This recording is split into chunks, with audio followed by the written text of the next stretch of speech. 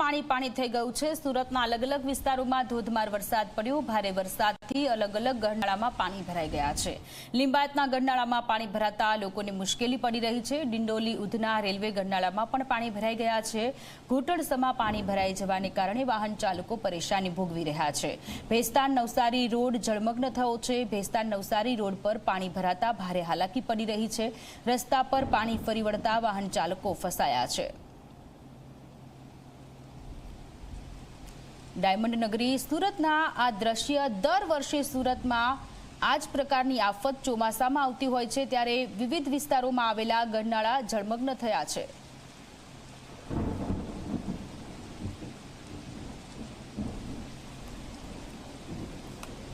તો ભેસ્તાન નવસારી વિસ્તારમાં જ્યાં પાણી ભરાઈ ગયેલા છે ત્યાંથી પ્રશાંત આપણી સાથે લાઈવ જોડાયેલા છે। પ્રશાંત, સુરતમાં દર વખતે આ જ પ્રકારની સ્થિતિ હોય છે। કોઈ નાનો રોડ હોય અથવા તો નેશનલ હાઈવે હોય ત્યાં પણ અત્યારે પાણી ભરાઈ ગયેલા છે, ગરનાળાઓમાં પાણી ભરાઈ ગયેલા છે। સુરતની જનતાને શું દર વખતે આ જ સમસ્યાનો સામનો કરવો પડી રહ્યો છે? પ્રી મોન્સૂન કામગીરી કેમ પ્રોપર નથી થતી? આ સમસ્યાથી છુટકારો ક્યારે મળશે?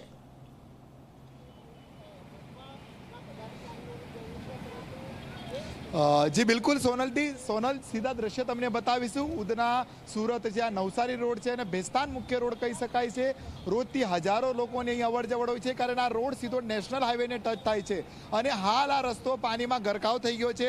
सीधा दृश्यमां जोई शकाय छे के ज्यां सुधी नजर जशे त्यां घूंटण समान पाणी ज पाणी जोवा मळी रह्या छे। अनेक वाहनों रस्तामां बंध थई गया छे। एक ऑटो रिक्शा जोई शकाय छे ए पण बंध पड़ी गई छे अने बीजी बाजु केमेरामेन तमने दृश्य बतावशे। पाछळनी साइड आ लांबी कतारो तमने वाहनोनी जोवा मळी रही छे। बीआरटीएस कोरिडोर होय के रस्तो होय ट्राफिक जोवा मळी रही छे। एक साथे अनेक ट्रक होय, कार होय, बाइक होय, तमाम लोको जे छे आ ट्राफिकमां फसाई गया छे अने बीजी बाजु आ रीतना मुख्य मार्ग उपर वरसादी पाणी भराई गया छे। दर वखते आ समस्या थती होय छे। सूरत महानगरपालिकाना प्री मोन्सूननी कामगीरीना मात्र ने मात्र दावा थता होय छे। पहेला जे वरसादनी बेटिंग थई हती तेमां शहेરના विविध विस्तारोमां पाणी भराई गया हता। लोको 4-4 दिवस पोताना घरमां कैद रही गया हता परंतु मेघराजाना बीजा राउंडमां पण ए ज परिस्थिति सर्जाई छे।